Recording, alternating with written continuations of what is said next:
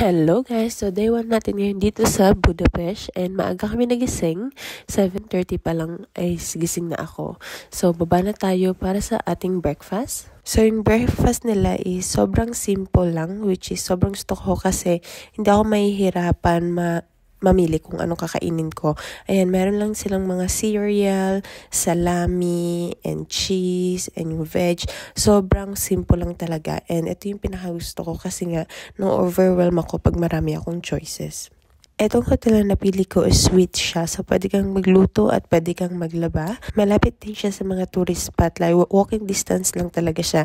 And yung Hungarian Parliament is like 10 minutes walk lang nitong hotel. So finally, nakalabas na tayo and ayan, as you can see sa background, ayan yung Hungarian Parliament. And ang gusto ko rin dito is yung pram. Yun talaga yung pinaka-favorite ko dito. And seriously guys, sobrang ganda dito sa Budapest.